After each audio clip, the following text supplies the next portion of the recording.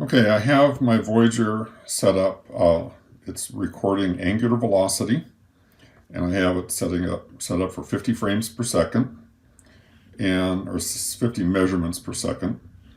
And I'm going to rotate this 90 degrees and see if we can figure out the total angular displacement based on knowing the angular velocity and how long it is in each position along the way. Let's try it out. I'm just going to rotate this, bump it a little bit. Okay, so I started in one position. I ended up 90 degrees different. Let's see how that works out. Okay, I'm going to walk through a whole bunch of stuff here. I've recorded the data from the Voyager, and I shared it, is what they call it. In other words, I saved it. In my case, I shared it to Google Drive. You could email it to your email address or something else, but it's a lot faster to just save it on a cloud type of drive of some sort. And then I downloaded it from there into my computer. So here is the PocketLab data. It has a lot of fields I'm really not interested in. I didn't really ask it to save all this other stuff, but it sort of saves a bunch of stuff at a time automatically. So I'm going to take this acceleration stuff out of here. I'm going to shift click. In fact, that one goes too. And if I right click and say delete columns, it literally deletes them and moves everything else over. If you just say delete, it leaves a bunch of blank space there. Angular velocity, that's what I want, except I only want the Z. I rotated it horizontally with the orange facing up. And so that's the Z axis, and rotation is measured about whatever axis it rotates about. So angular velocity is measured around the Z axis. So I'm going to take these two and delete them. And all the stuff with magnetic field, let's delete that. Let's delete that. Okay. I don't even need the date here. Delete that column too. Okay, so all I have is time and angular velocity. So let's take a quick look at the data just to see what it looks like. So I come up here, you can't see it. If I bring it down, you can. I'm going to click this thing, insert chart. Before I choose this, I'm going to select which column I want to plot. I'm just going to plot this just to give you the idea. So if I take the chart and finish, I don't even need to say finish, I don't think. Notice that this quick reference here just shows me that all of my data of interest is in this range in here. I let it sit there for a while I was talking.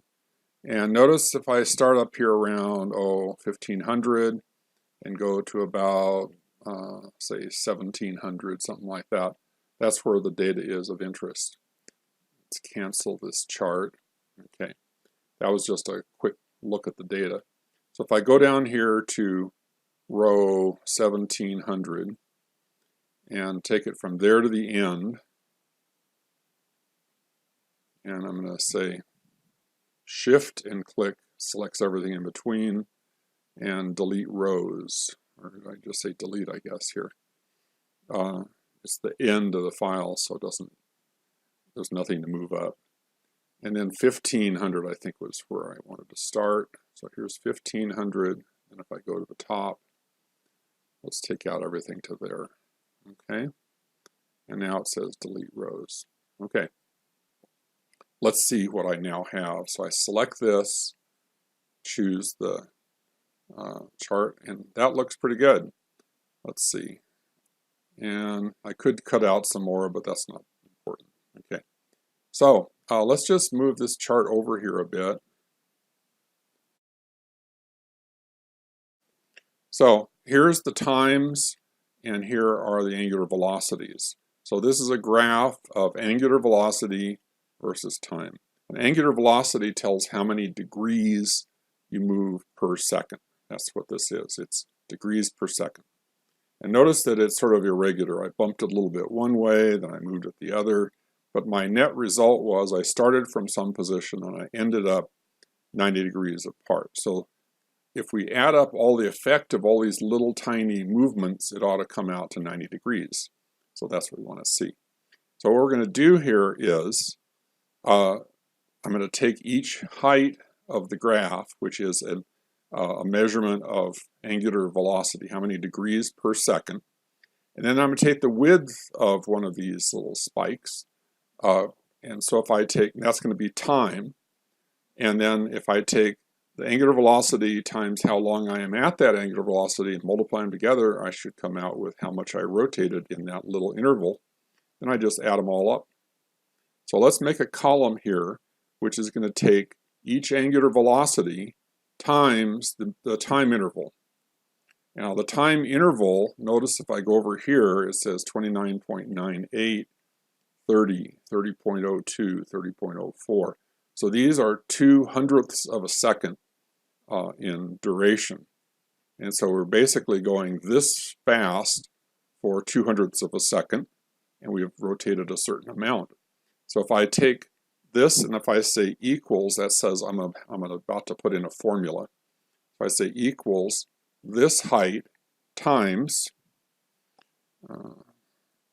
2/100ths of a second, 0.02, because that's uniform all the way through here. So 0.02. All right.